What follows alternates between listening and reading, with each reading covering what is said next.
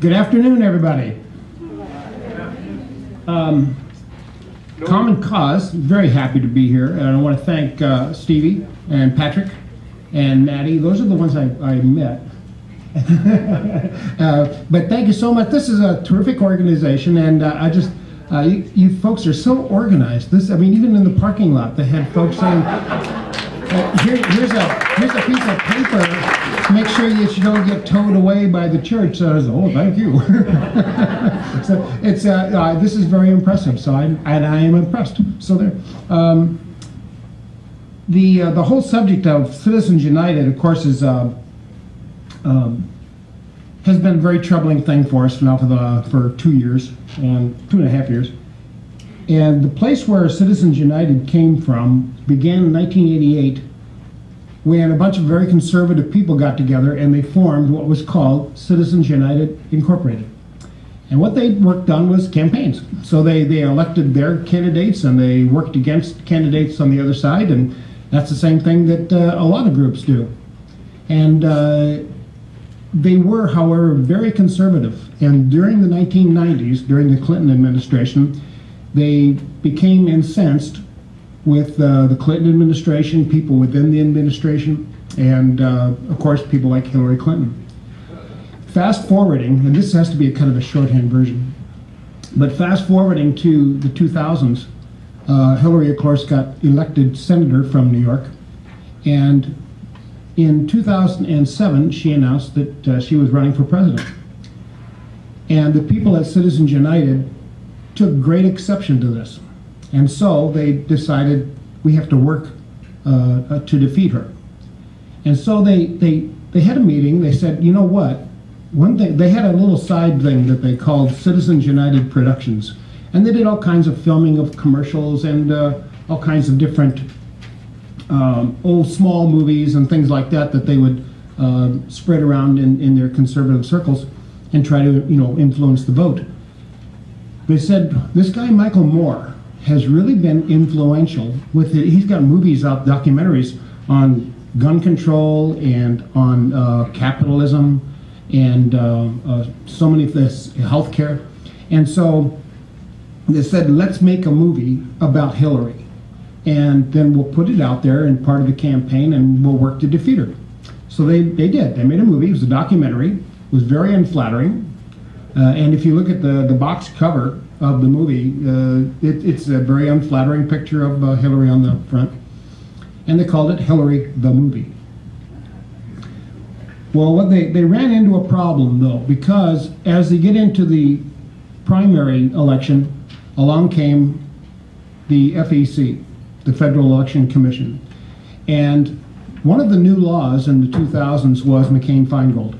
McCain-Feingold, as interpreted by the FEC, they said you can't show your movie within a certain period prior to the election in a primary. And so they were upset by that. They sued. And in the meantime, they're not getting to show their movie. Well, they went to court and went through the court process, and it ended up in the Supreme Court. And in March of 2009, the court heard the case.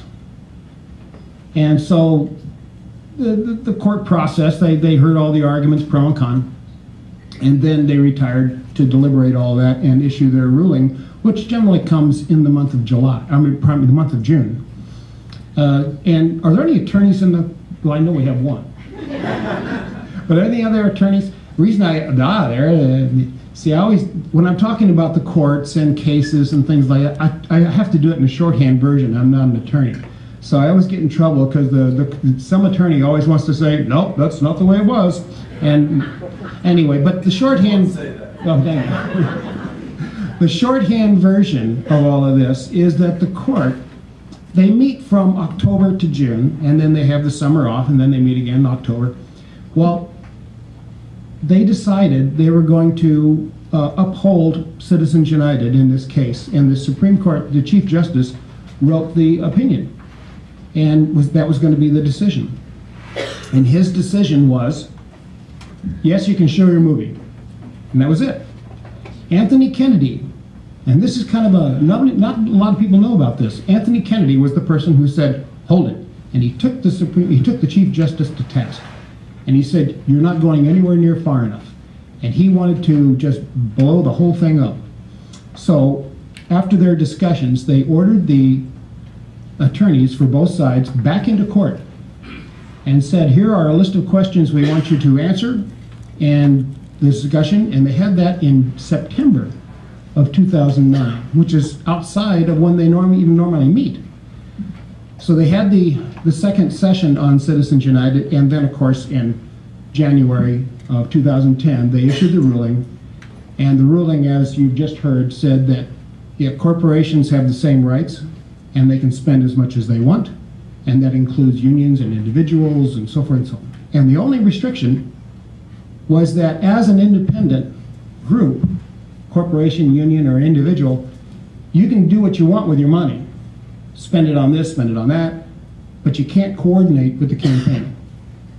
So if I support candidate A, then candidate A has their campaign, they have their fundraising, they have their whole operation, and I can do the same thing in their support, or I can oppose them, but I can't coordinate. And that was the restriction. And so we have this, it's a bizarre thing. Some groups, some super PACs have to disclose who their donors are and some don't. But the point is that you have all of these super PACs out there. And all of a sudden it just opened the floodgates. And groups like Common Cause and quite a number of others looked at this as a real threat to the very foundation of the country. And what we have in our the shorthand version here, in what we looked at was, what do we do about this? Now, some people said, well, we need to change the court so we can reverse the decision. Very, very iffy proposition. I mean, there have been attempts to do that in the past, and anybody who's heard of Roe v. Wade knows that that was passed in the 70s. They have a conservative court now, and they still can't get that reversed. So changing the court is a very problematic thing, especially when the Senate, who confirms new justices, is so polarized. But the constitutional amendment is actually a doable thing. People have said you can't get a constitutional amendment, and we've just heard an explanation about things like the ERA, which came up one state short. And yet, we did have a constitutional amendment not too long ago, and it gave 18-year-olds the right to vote. And that amendment was passed nearly unanimously in less than a year. 1 year. And the reason for that, even though there were people opposed to that, but just think of what happens when you bring out an 18-year-old soldier and you show him in front of people and you say, this person is over there fighting for our democracy, and this person can't vote. And not only that, but all of those 18-year-olds out there are going to be 21 in just a few years.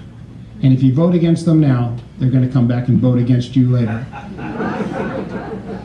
And so the point is, how do you get Congress to sign on to this, even in a polarized country that we have today? Well, there are a number of ways. And Common Cause, in two different things. One, we know that there are, I think it's 14 or 15 amendments that have been introduced in Congress now, and Adam Schiff was the last one. Congratulations on that, by the way. But all those different amendments, those suggested amendments, are going to go into a committee and get wordsmithed. They're going to have the House and the Senate going back and forth, and so the words are going to be changed, and the emphasis are going to be changed. And Common Cause does not support or oppose any one of the amendments.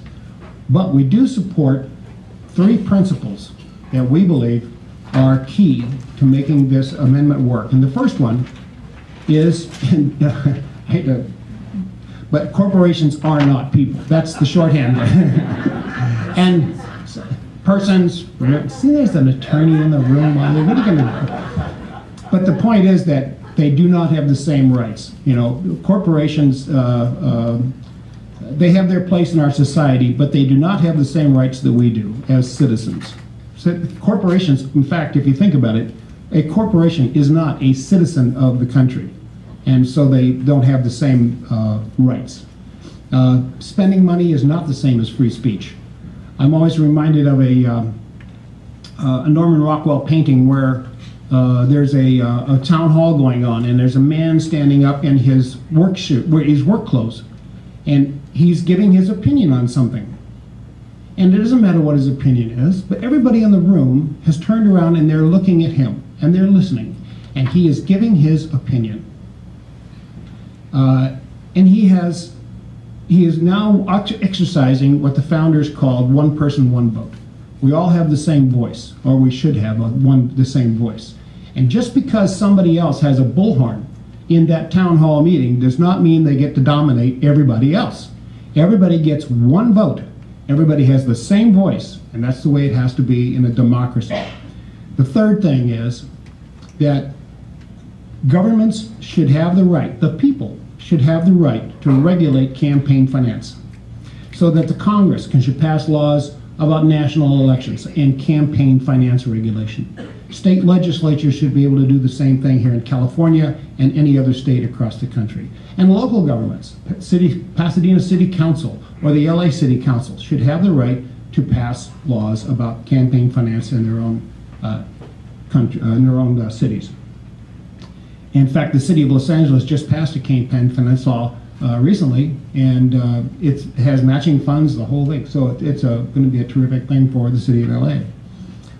But the other thing now is in getting an amendment through and impressing the members of Congress about this. What we have started is across the country is going after cities and getting cities to pass resolutions. And the city of Los Angeles has passed one, city of Oakland, the city of San Diego, very conservative area, is now considering one and is very close to passing one there. The city of New York. The state of California has passed a resolution in favor of overturning Citizens United. And what I'm hoping is that a group like Occupy Democracy Pasadena, in considering what you can do,